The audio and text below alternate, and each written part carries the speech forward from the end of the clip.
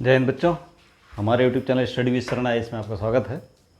Geography class में आप हम देखेंगे चट्टानें। फिजिकल ज्योग्राफी के पोर्शन है चट्टानें। चट्टान क्या होती हैं? हमारे क्रस्ट में जो भी मुलायम या कठोर चीज़ें पाई जाती हैं उन्हें हम चट्टान कहते हैं। क्रस्ट में, क्रस्ट मतलब भूपरपटी में जो भी चीज़ें पाई जाती हैं वो क्या होती हैं? चट्टान होती हैं। चट्टान में दो चीज़, उसमें दो चीज़, क्रस्ट हमारी दो चीज़ों से मिलता है, एक तो खनिज, एक एलिमेंट्स। खनिज जो तत्व जो होते हैं कुल लगभग 110 तत्व हैं जिनसे सारी पूरे क्रस्ट का निर्माण होता है। 98% क्रस्ट का निर्माण 110 प्रकार के तत्व हैं जिनसे क्रस्ट का निर्माण होता है। और उसमें 8 प्रकार के ऐसे तत्व हैं, 8 प्रकार के तत्व हैं मुख्य, जिनसे लगभग 98% क्रस्ट का निर्माण होता है। बाकी 2% में सारे 110 तत्व होते हैं। लेकिन ये जो 8 तत्व हैं, ये जो हमने नाम लिखा हुआ है बता दे रहे हैं, इनसे मैक्सिमम 98% क्रस्ट का निर्माण इन्हीं से होता है। जैसे ऑक्सीजन 47%, सिलिकॉन 28% क्रस्ट निर्माण में भूमिका होती है। इसके बाद एल्युमिनियम की 8% होती है, लोहा की 5% होती है, कैल्शियम, सोडियम, पोटेशियम, मैग्नीशियम, ये 8 तत्व ऐसे हैं जिनसे क्रस्ट का 98% का निर्माण होता है। और कुल लगभग 110 तत्व होते हैं। 98% किससे बनता है? 5 तत्व से। इनसे कई बार पीसीएस में पूछा गया है। यूपी पीसीएस 2026 के लिए विशेष क्लास है। और इसके अलावा जो खनिज होते हैं, खनिज क्रस्ट के निर्माण में खनिजों की भूमिका होती है। तो लगभग 2000 खनिज कुल टोटल पाए जाते हैं। उसमें भी मुख्य रूप से 24 खनिज होते हैं जो जिनकी मुख्य भूमिका होती है चट्टानों के निर्माण में। 24 खनिज, ठीक। 24 खनिज में 6 खनिज ऐसे होते हैं जो महत्वपूर्ण होते हैं। 6 खनिज, ये 6 हमने नाम लिखे हुए हैं। कौन कौन से हैं? फेल्सपार, स्फटिक, पायरोक्सिन्स, एम्फीबोल्स, अभ्रक और ओलिविन, ये 6 मुख्य खनिज हैं। वैसे 2000 खनिज पाए जाते हैं जिसमें 24 महत्वपूर्ण खनिज हैं। और उन 24 में भी 6 जो हैं क्रस्ट निर्माण में महत्वपूर्ण भूमिका किनकी होती है? इन 6 खनिजों की होती है। कौन कौन से? फेल्सपार, स्फटिक, पायरोक्सिन्स, एम्फीबोलस, अभ्रक और ओलिविन। अब आते हैं बात चट्टानों पर। चट्टानों के निर्माण में ये चीज़ें महत्वपूर्ण भूमिका किसकी होती है? इन्हीं की होती है, खनिज की और तत्व की। चट्टान कितनी तरह के पाए जाते हैं? चट्टान जो होते हैं वो कई तरह के होते हैं। चट्टान मुख्यतः 3 प्रकार के होते हैं। कौन कौन से? 3 प्रकार के चट्टान पाए जाते हैं। पहला है आग्नेय, दूसरा अवसादी और तीसरा रूपांतरित।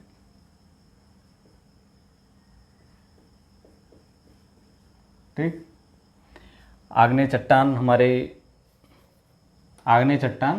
बेसिक चट्टान है जो प्रमुख रूप से पृथ्वी के उत्पत्ति के साथ ही इनका निर्माण होता है। ये 2 तरह के होते हैं, अंतर्वेदी, बहिर्वेदी। अंतर्वेदी और बहिर्वेदी।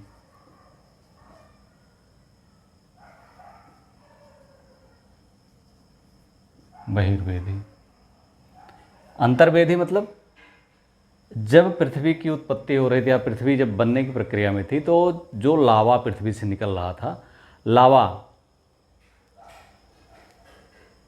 2 स्थितियों उनकी लावा की होती थी। या तो धरती जिसे निकला, क्रस्ट से ऊपर आया, वो क्रस्ट के नीचे ही जाकर के वो क्या हुआ? क्रस्ट में मतलब धरती के ऊपर नहीं आ पाया, वो अंदर ही जा कर के क्या हो गया? जम गया, पूरा नहीं निकल पाया, तो अंतर्वेदी हो गया। अगर वो बाहर निकल के जम गया, बाहर निकल के ठंडा हो गया, तो क्या हो गया? बहिर्वेदी हो गया। जैसे मान लो ये हमारा क्रस्ट है, ये क्रस्ट है, ये ऐसे मान लो लावा यहाँ से निकल रहा है, ये आया यहाँ से निकल के ऐसे ऐसे यहाँ जम गया, ये धरती के ऊपर। और एक आया यहाँ से उद्गार मारा, यहाँ तक जाके यहाँ आके जम गया। तो ये हो गया बहिर्वेदी और ये हो गया अंतर्वेदी। अंदर, अब अंदर वाले में भी 2 तरह के होते हैं। अंतर्वेदी में 2 तरह के होते हैं। एक तो बहुत गहराई में जब जम जा ठंडा होता है तो होता है प्लूटोनिक रॉक।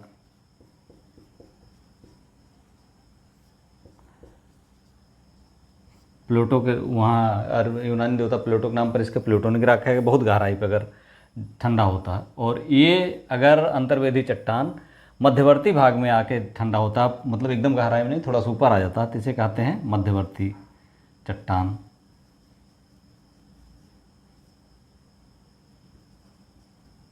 मध्यवर्ती आग्नेय चट्टान, अंतर्वेदी। अब यहाँ पर अंतर्वेदी जो होते हैं, यहाँ पर खास बातें होती है कि अगर धरती के अंदर ठंडा होगा तो धीरे धीरे ठंडा होता है, तो इसके रवे बड़े होते हैं। इसका जो प्लूटोनिक रॉक का उदाहरण है ग्रेनाइट की चट्टान। इनके ग्रेनाइट के कुछ चट्टानें ये बड़े बड़े, इनके रवे बड़े होते हैं तो धीरे धीरे ठंडा होता है, और कुछ चट्टानें तो इतनी लंबी होती है कि इनके आधार तल तक पहुँचना मुश्किल होता है। मध्यवर्ती चट्टान उन्होंने बताया कि एकदम से गहराई में नहीं, थोड़ा ऊपर आके, तो इनको जैसे इनकी जो कुछ उदाहरण हैं उन उदाहरणों को अगर देखें तो जैसे लैकोलिथ, फैकोलिथ, क्या है लैकोलिथ, फैकोलिथ, लैकोलिथ और फैकोलिथ, और तमाम सारे हैं, दो याद कर लीजिए, पूछा जाता है।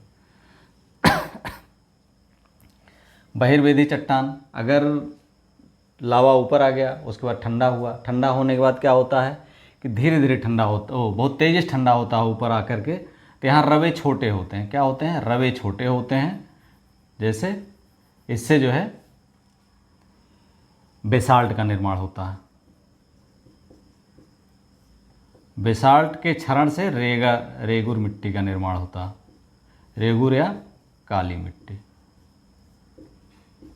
दक्षिण भारत पूरा लगभग इसी से बना, बेसाल्ट से, बेसाल्ट के क्षरण से रेगुर का, ये बहिर्वेदी आग्नेय चट्टानों का उदाहरण है। अब अवसादी चट्टान किसे कहते हैं? अवसादी चट्टान, देखिए मूल चट्टान तो आग्नेय है, इसी के क्षरण से, इसी के ताप दाब के प्रभाव से, या इसी के क्षरण से धीरे धीरे धीरे परत, जैसे मान लो कोई चट्टान टूट रही है, क्षरण हो रहा है उसका, धीरे धीरे कई परतें जम गई, जमने के बाद जो है चट्टानों का निर्माण होता। तो ये अक्सर परतदार होती हैं और ये अवसादों के जमा होने से होती हैं। कोई चाहे आग्नेय चट्टान, रूपांतरित चट्टान, जिसका भी क्षरण हो उसके क्षरण से अवसादी चट्टानों का निर्माण होता है। रूपांतरित चट्टानें किसे कहते हैं? रूपांतरित चट्टानों में जैसे ताप या दाब, जब किसी चट्टान पड़ता है तो उसका स्वरूप बदल जाता है। जैसे आग्नेय चट्टान है, चाहे अवसादी चट्टान है, रूपांतरित खुद चट्टान है, इनका अगर ताप और दाब पड़ता है तो इनका रूप बदल जाता है चट्टानों का, और उसे रूपांतरित चट्टानें कहते हैं। अब रूपांतरित चट्टानों का कुछ उदाहरण हम बताते हैं जो अक्सर एग्जाम में पूछे गए हैं, वो इस तरह से हैं। ताप और दाब पड़ने से अवसादी चट्टानें कैसे रूपांतरित होती हैं? सैल का स्लेट में, चूना पत्थर संगमरमर में बदल जाता है, चाक संगमरमर में बदल जाता है, बालू का पत्थर क्वार्टजाइट में बदल जाता है, कांग्लोमेरेट क्वार्टजाइट में बदल जाता है। इसी तरह से अगर आग्नेय चट्टानों की बात करें तो आग्नेय चट्टानों में ग्रेनाइट नीस में बदल जाता है, बेसाल्ट एम्फीबोलाइट में बदल जाता है, या सिस्ट में बदल जाता है। अगर रूपांतरित चट्टानें पुनः रूपांतरण या ताप और दाब के प्रभाव कारण अगर रूपांतरित चट्टानें पुनः रूपांतरित होती हैं तो उनमें प्रमुख उदाहरण स्लेट फाइलाइट में, फाइलाइट सिस्ट में, और गैब्रो सर्पेंटाइन में बदल जाता है। इस तरह से ये बहुत इंपॉर्टेंट है पता, इसमें इससे भी क्वेश्चन पूछे गए हैं और यहाँ से तत्वों से भी क्वेश्चन पूछे गए। सबसे ज़्यादा क्रस्ट में सबसे ज़्यादा पाए जाने वाला तत्व कौन सा है? ये ऑक्सीजन है। सबसे ज़्यादा पाए जाने वाला तत्व क्या है? ऑक्सीजन है। ये बहुत बार पूछा गया है, इसको आप लोग जबान पर रख लीजिए। और ये कौन सी चट्टान बदल करके किस रूप में बदलती है, ये भी अक्सर एग्जाम पूछा गया है, इंपॉर्टेंट है, इसको आप लोग जबान पर रख लीजिएगा। वीडियो अच्छा लगा like subscribe and share. Thank you for watching. और PCF 2026 प्रीलिम्स के लिए हमें सब्सक्राइब करिए। Thank you.